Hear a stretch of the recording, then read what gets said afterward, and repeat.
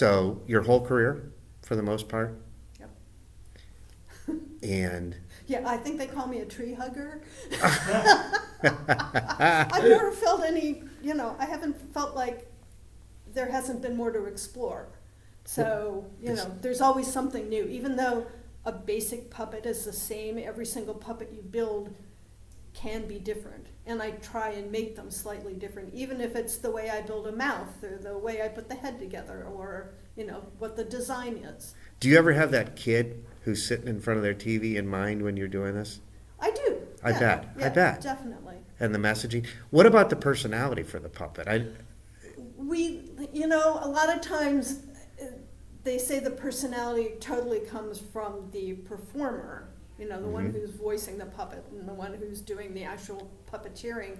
But I think some of it comes from the person who builds it as well. I'm sure it does. The eyes, the eyebrows, the look. I think that it was like, I built Wembley and Red Fraggle from Fraggle Rock. Yep. And it was like doing the two pieces of me. I'm more like Wembley because I cannot ever quite make up my mind, and I'm sort of the kid that's behind and wants to do everything. But then there was Red Fraggle, who was the rah-rah cheerleader, and that was kind of what I always wanted. That's your energy level. Yeah, so that's the characters that they ended up being.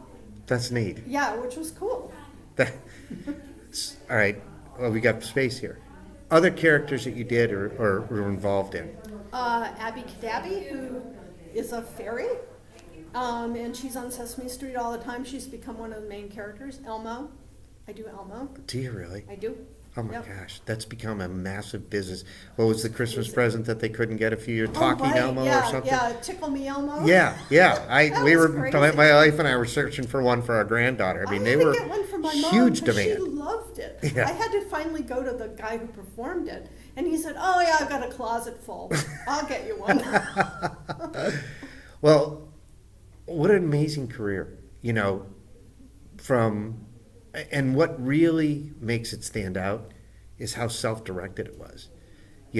Like you just heard Dick Scott. You heard his talk about this girl that got up Yeah. at a class Yeah. who never got to Amazing. perform with things, and look at her today, she's still performing, Yeah. That's your story in a way. It's like, here's a book, here's a class, and you build a life out of it. And you think about the people that you impacted along the way, and the kids and the stuff, that's pretty stunning.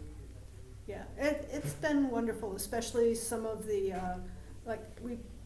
we just did, we built 2 puppets for the Syrian refugees that are in camps in Jordan. And just to be able to bring at least a little bit of color and hopefully joy to these kids that are growing up as In a refugees in camps. Yeah. So it's funny because tomorrow, one of the things I'm going to talk about is with this class, and it's not by design in any way, shape, or form. The nominations come in from everywhere. But there's such a bond between you and Jim Dirk, who drew 3 Dr. Seuss books and Clifford the Big Red Dog, and education and health. And it's really kind of an interesting thing, this class that's going in this time. And it's an amazing group of people. I really appreciate you spending time, and congratulations on your induction. Can't wait to hear you talk tomorrow. I'm not a speechwriter. You're so a we'll natural. see. You look at how many other things you've winged in your life, and look where it took you. You might get an Emmy tomorrow. Thank you. Thank you.